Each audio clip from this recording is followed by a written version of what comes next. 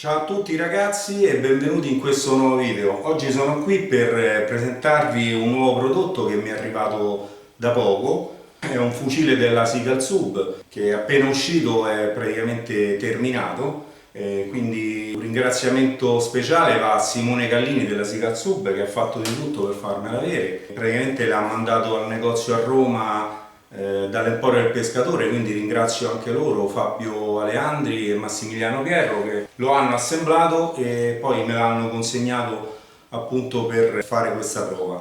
Ora adesso vado ad aprire il pacco così vediamo di cosa si tratta.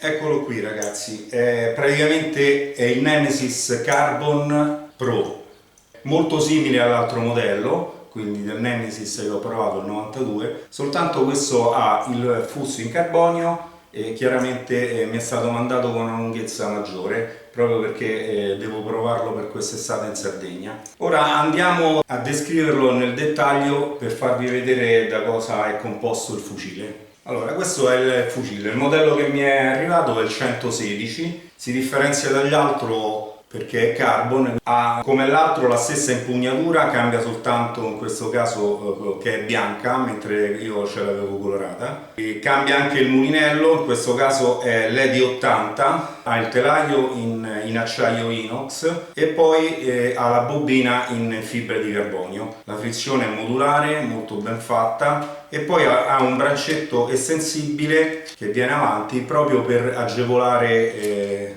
il recupero della sagola. Il fusto è in fibra di carbonio, il diametro è 30 mm e ha anche questo il guidasta integrale coestruso, non è praticamente applicato sopra ma direttamente creato sul tubo di carbonio. La testata è come l'altra, praticamente ha un doppio foro, in questo caso è allestito con doppio elastico da 16 e l'asta è praticamente una lunga 150 cm per 7 mm di diametro, quindi è equipaggiato abbastanza pesante per una pesca all'aspetto a pesci interessanti, quindi ha bisogno di gomme più forti per spingere l'asta. Comunque un doppio 16 è sufficiente. Col fucile viene dato anche in questo caso una chiave a brucola e praticamente gli spessori del grilletto, quindi è possibile aumentare o diminuire la distanza del grilletto togliendo direttamente questi spessori con una piccola chiave a brucola. Io chiaramente l'ho tolto perché ho la mano piccola e quindi preferisco il grilletto in acciaio senza spessore.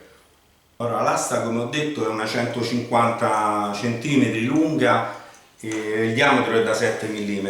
Ha 4 speroni, eccoli qui, molto pronunciati, ha questo diciamo così centrale che agevola moltissimo il caricamento e ogni sperone ha un foro per mettere direttamente la sagola sull'asta. L'asta è una monaletta, questa come ho detto è l'HRC da 7 mm, una bella asta, abbastanza pesante.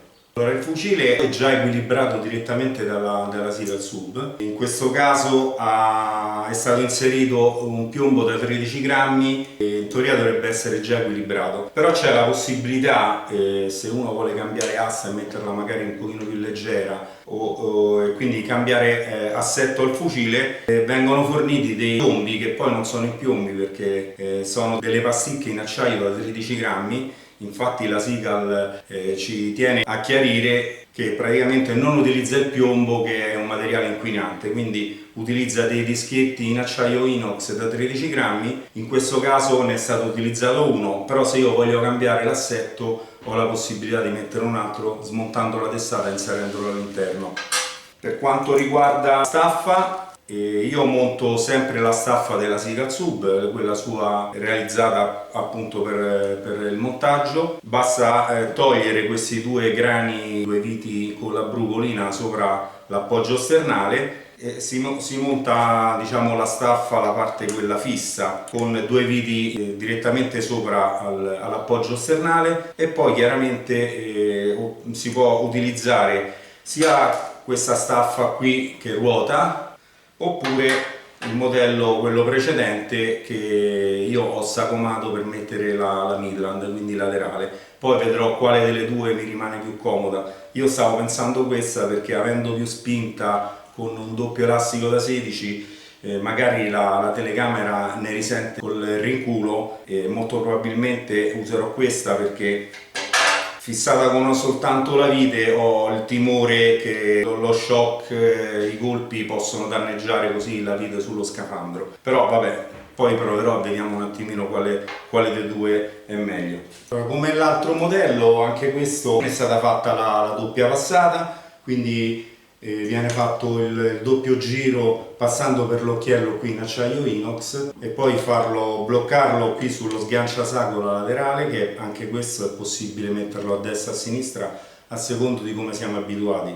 Io preferisco sulla parte destra e ormai sono abituato in questo modo, e quindi è bloccato direttamente in questa posizione. A vederlo è molto bello, il fusto è veramente interessante. In acqua sarà sicuramente equilibrato e leggero, perché chiaramente rispetto all'altro ha un diametro maggiore. Quello era 28, questo un 30 mm, quindi c'è più aria ed ha la possibilità di montare asse più pesanti senza avere problemi per quanto riguarda l'assetto, quindi rimane più equilibrato rispetto a un fucile con un tubo di diametro minore. Credo di aver detto tutto per quanto riguarda questo fucile. Adesso farò, come nell'altro modello, il Nemesis 92, un articolo dettagliato per quanto riguarda tutti i pezzi e le misure, i pesi, eccetera eccetera. E quindi niente, spero di essere stato utile. Continuate a seguirmi, e lo proverò in mare quest'estate in Sardegna,